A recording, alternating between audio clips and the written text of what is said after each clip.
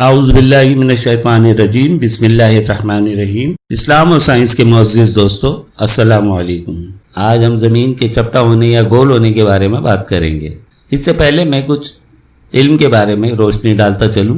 اللہ کا کلام قرآن مجید حق و باطل کو علیحدہ کرنے والی نشانیوں کی کتاب ہے۔ قرآن مجید قریش کی عربی زبان میں نازل ہوا اور یہ اس کا معراج ہے۔ اس میں جو جملے ہیں ان میں کئی الفاظ کے بعض دفعہ کئی معنی ہوتے ہیں اور بعض چیزوں کو کئی الفاظ سے جانا جاتا ہے۔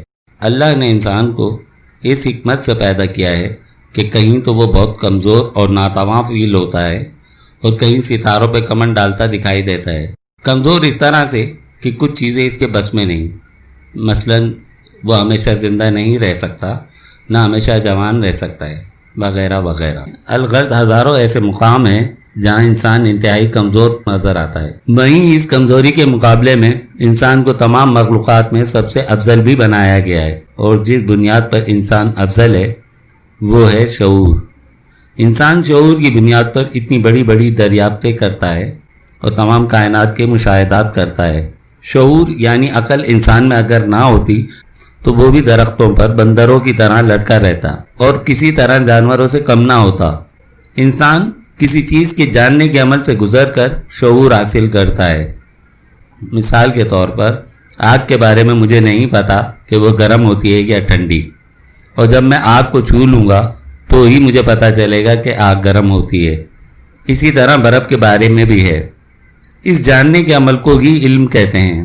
اسی لیے اللہ نے انسان کو جب بنایا تو پہلے دن سے ہی اس کو اپنے پاس سے علم عطا فرما دیا، اور قرآن کی ایک آیت کا مفہوم ہے کہ اللہ نے ایک چیز کے بارے میں فرشتوں سے پوچھا کہ بتاؤ وہ کیا چیز ہے اور اس چیز کا نام بتاؤ، تو فرشتوں نے لا علمی ظاہر کی۔ پھر اللہ نے حضرت آدم علیہ السلام سے دریافت کیا تو حضرت آدم علیہ السلام نے اللہ کے دیے ہوئے علم کے ذریعے فوراً اس چیز کا نام بتا دیا۔ اسی لیے اسلام میں علم کی بہت قدر و منزلت ہے۔ انسان کی یہ فطرت ہے کہ وہ ہر وقت ہر چیز کی معلومات کے جاننے میں لگا رہتا ہے، اور مرتے وقت تک اس کو کوئی نہ کوئی نیا مشاہدہ ہوتا ہے۔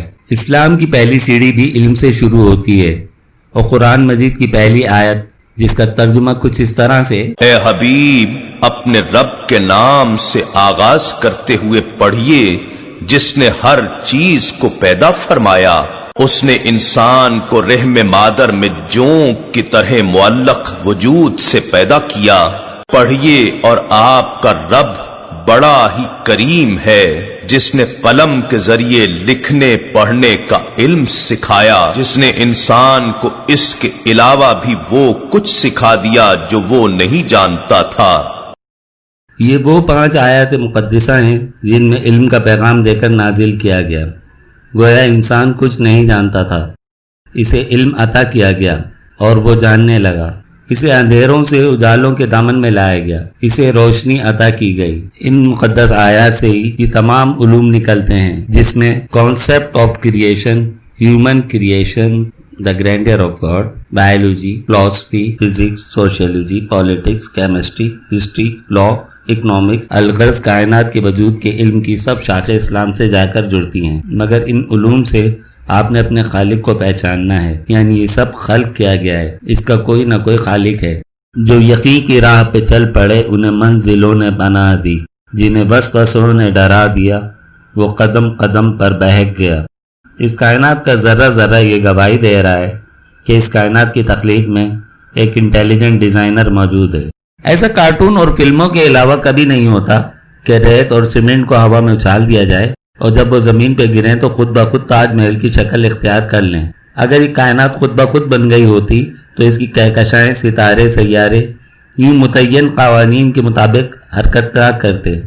ابتدائی زمانے کے لوگ یہ یقین رکھتے تھے کہ زمین چپٹی یعنی بالکل ایک پلیٹ کی طرح ہموار ہے۔ یہی وجہ ہے کہ صدیوں تک انسان صرف اسی وجہ سے دور دراز کے سفر کرنے سے خوف زدہ رہا کہیں وہ زمین کے کناروں سے گر نہ پڑے۔ سر فرانس ڈیک وہ پہلا آدمی تھا جس نے 1597 میں زمین کے گرد سمندر کے راستے کشتی کے ذریعے چکر لگایا اور عملاً یہ ثابت کیا کہ زمین انڈے کی طرح کرب یا گول ہے۔ اس کے متعلق قرآن مجید میں ہمیں یہ علم دیا گیا کہ ترجمہ، اور پھر ہم نے زمین کو بیضوی شتر مرغ کے انڈے کی شکل دی۔ ایک اور معنی عام فہم کیے جاتے ہیں، اور اس کے بعد زمین کو ہموار بچھا دیا گیا۔ اس آیت مبارکہ کی پرانی تشریحات میں اس کے معنی اسی طرح کہ زمین کو پھیلا دیا گیا ہے کیے گئے ہیں۔ تشریحات میں فرق لفظ دحاہا کے معنی میں اختلاف کی وجہ سے پیدا ہوا۔ عربی میں الدحیہ شتر مرغ کے گھونسلے یا ریت میں انڈے دینے کی جگہ کو کہتے ہیں۔ اس کے علاوہ عربی میں اور مختلف الفاظ الدحو شتر مرغ کے انڈے کی جگہ دحا شتر مرغ کا انڈا ہوتا ہے۔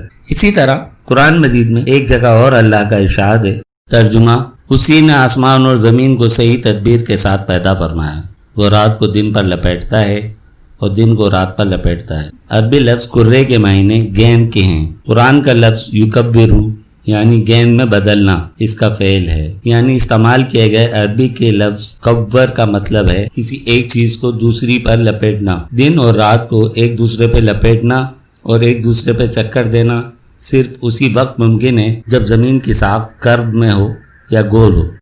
قرآن کی ایک اور آیت سورہ رحمان میں اللہ نے انسان اور جنات سے مخاطب ہو کر فرمایا، اے جنوں اور انسانوں کے گروہ، اگر تم آسمان اور زمین کی حدود سے باہر نکل سکتے ہو تو نکل جاؤ، اور تم بغیر زور کے نہ نکل سکو گے۔